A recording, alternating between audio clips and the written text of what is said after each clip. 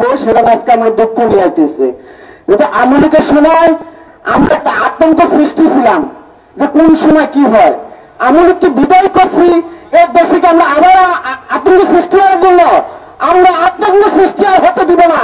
আমরা আওয়ামী লীগকে যারা বিদায় করছি এই দেশ থেকে এখনো সেইভাবে সন্ত্রাসী হতে যায়, তাদেরকে আমরা এইভাবে বিদায় করতে প্রস্তুতি থাকবো ইনশাআল্লাহ। আমরা রাজপথ এখনো ছাড়ি নাই। আমরা 5 আগস্ট যেভাবে রাজপথে পুলিশের সাথে সন্ত্রাসীদের সাথে যেভাবে আন্দোলন করছি, আমরা এখনো যে আন্দোলন করতে আমরা প্রস্তুতি আছি, যে আন্দোলনে গড়ে তুলতে এখন মানুষের প্রস্তুতি আছে। আপনারা ভুলে যাবেন না, আপনারা যেভাবে গাড়ির থেকে চাঁদাবাজি করেন, আপনারা যেভাবে স্কুলে চাঁদাবাজি করেন, আপনারা যেভাবে জায়গায় জায়গায় চাঁদাবাজি করেন, আর চাঁদাবাজি করতে দিব না। বিপিএলের ঘোষণা চাঁদাবাজি হবে না, সন্ত্রাস মুক্ত করতে হবে দেশ থেকে।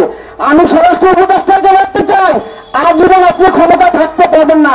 আপনি শেষ সময় আপনি একটি খেলা দেখে দিলেন যে এই দেশে সন্ত্রাস আর রাখবো না। আপনি তাও করতে পারলেন না। আপনি কুত্তে কুত্তে রাজনীতি করেন, আপনি কুত্তে কুত্তে রাজনীতি করেন, পুলিশ প্রশাসন চালাতে পারবেন না। আপনি হিরোর মতন বাঘের মতন গর্জন দেন, এই দেশে চাঁদাবাজি আমরা রাখবো না। যদি চাঁদাবাজি আপনি নাই রাখেন, আপনি কুতু কুতু করে স্বরাষ্ট্র উপদেষ্টার আপনি কুতু কুতু করে আজকে দুটির উপরে হামলা করলেন। এই দুটি যদি গর্জন লাগতো 5 আগস্ট শেখ হাসিনা দেশ থেকে পালিয়ে যেত না। বিপিএলের গর্জনের কারণে শেখ হাসিনা দেশ থেকে পালিয়ে দিতে বাধ্য হয়েছে।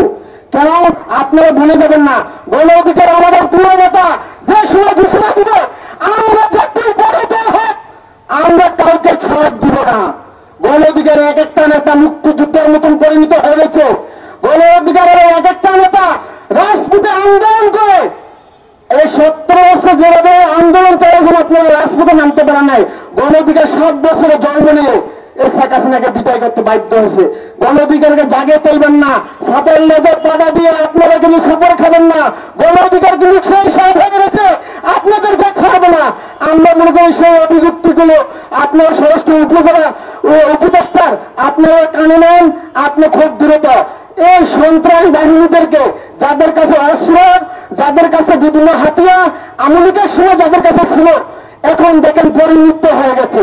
আওয়ামী লীগ চলে গেছে, ওদের কাছে অস্ত্র বাহিনী চলে গেছে।